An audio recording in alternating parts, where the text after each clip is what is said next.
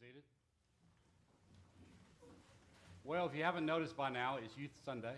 You've seen members of our youth group participating in leadership roles in various ways, greeting you and ushering, and Frankie's beautiful prelude that he played and sang for us, and serving at the altar today as chalice bearers and the like. Let's give a hand for all these youth who are stepping up to the plate today. I'm very pleased to introduce to you someone I'm sure you know well, Marcus Fuller, who is our guest preacher for today. I love it when we have a senior willing to step up and preach on Youth Sunday. Marcus has a wonderful sermon prepared for you. He's going to introduce himself to you a little bit, but I did want to make sure those of you who have not yet made it down to the Children's Garden, right over here on 2nd and 2nd, Marcus's Eagle Scout project is a labyrinth made out of raised bed plant beds in there. It's really fabulous. So check it out when you can, and let's listen to Marcus. Thank you. Morning, everyone. Bright and early. Happy Mother's Day. Hello, my name is Marcus Fuller. I'm so very glad to be able to speak to you all today. Never would I have imagined in my 8 years at St. Paul's that I would ever be allowed on the lectern, or on the pulpit, that is. I've participated in the youth group for the past 4 years, hopefully learning the difference between a lectern and a pulpit. Most recently traveling with them to New York for our Urban Adventure pilgrimage. And I've also been serving behind the altar for about as long as I could hold a torch or a cross. I'm a graduate-to-be of Boca Raton Community High School's class of 2015, and a future student at Purdue University's College of Engineering, an Eagle Scout candidate, the builder of the labyrinth in the Children's Garden on 2nd Avenue. But before all of these, I hold an even greater honor. I am my mother's son. Today being Mother's Day and all, I couldn't really get away without mentioning her. However, my thoughts for you today begin with a question. What is mother?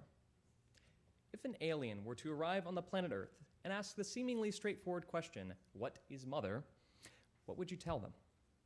It would be very difficult to communicate the concept to someone completely unaware of the phenomenon, as they would have no frame of reference for something near ubiquitous to us.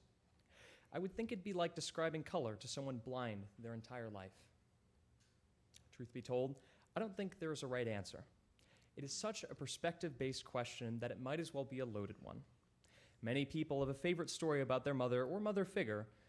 For some, it is cheerful times with faces full of homemade cookies. For others, seeing a single mom working 2 jobs day and night just to keep the lights on. Their commitment stretches all the way back to Eve's motherhood.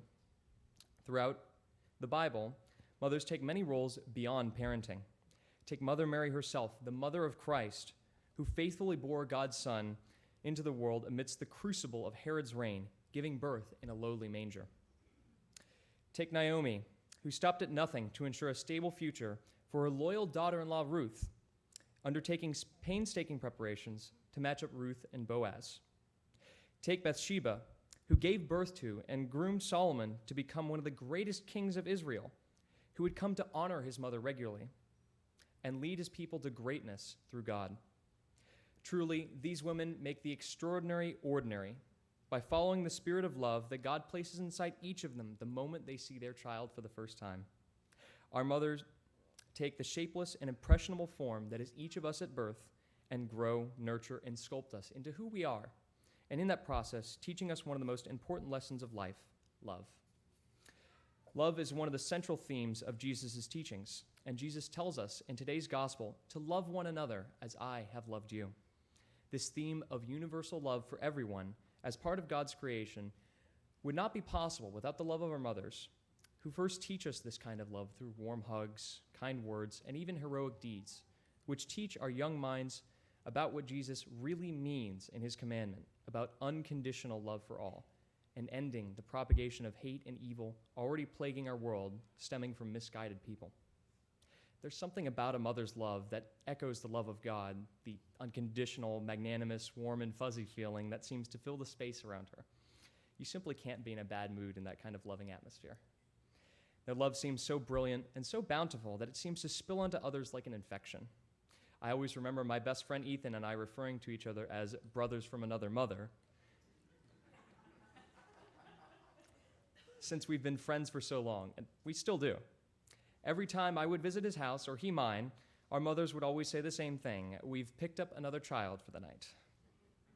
Such an ability to extend love to others is exactly the kind of love I think Jesus is talking about. However, they go through so much to teach us about this love. Mothers start their career off with living with a mood-controlling, craving-inducing parasite for 9 months, and some consider that the high point. Love you, Mom. In follows the diaper changing, the crying and the screaming, the teething, the terrible twos, the bratty phases, all the way through to rebellious teenagerdom. Love you, Mom. We don't often appreciate the fact that they have to constantly adapt to us as we grew up, confronting new challenges every year, all the way from our first steps to the first time behind the wheel of a car. However, their efforts have earned them their place in history. Take a look at their role in history, and you'll see that mothers have decided the course of imperial lineages, formally proving the pop singer Beyoncé's theory that girls do indeed run the world. They've cared for the wounded, sick, and dying who are not even their own at battlefields, hospitals, and churches, have pushed for reforms and social justice no matter the backlash facing them. Some mothers go even above and beyond the call of duty, rearing children amidst war zones we wouldn't be caught dead in, extreme poverty stripping them of even the most basic supplies, political and cultural oppression based on race or genealogy, and social stigma. Even amidst this turmoil that seems impossible to live in, let alone bring another fragile life into, they somehow still pull through, bearing all of the pain for their children. With the other cheek, Jesus showed them how to turn, no matter how much pain it gives them. Such love is illustrated in the Bible as well, in the mother in the parable of King Solomon, who would rather be rent from her child than see him killed, showing a love so deep and so strong that for her child that she would be willing to make that concession for him. Her son was all she had, the light of her life, and she willingly gave him up to a lying woman without any promise of ever seeing him again, perhaps one of the greatest sacrifices a mother can make.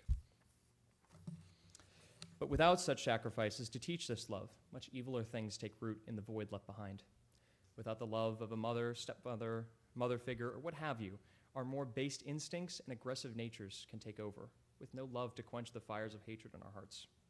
As sad as it is to say, people lacking such love exist today, from the common thug to the indoctrinated child soldiers of the Congo, or even the radicalized fighters of ISIS, who for a lack of love, rather than the adoption of a radical faith, have taken the war path against God's creation.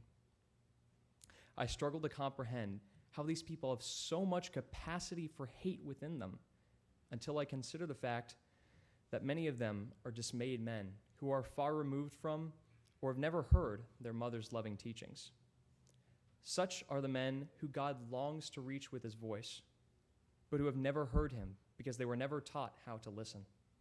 Instead of seeking out God in their time of turmoil, they choose to take up spears and rage against the world that seemed to scorn them.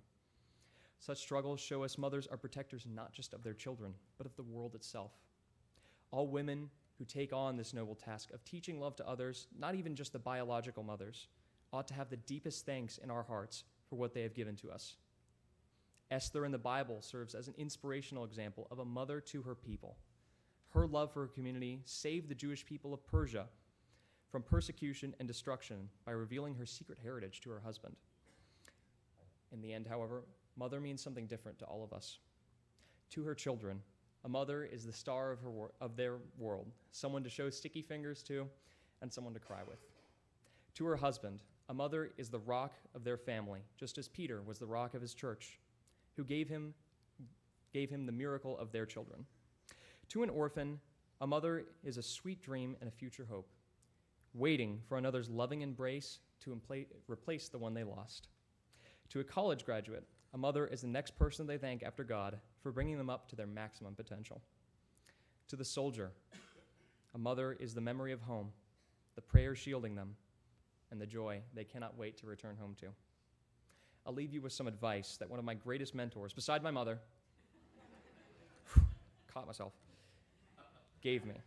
Before you do something, ask yourself, would my mother be proud to see what I am about to do? serious stuff. As long as the answer is yes, you will never stray from the right path. Happy Mother's Day. God bless you all.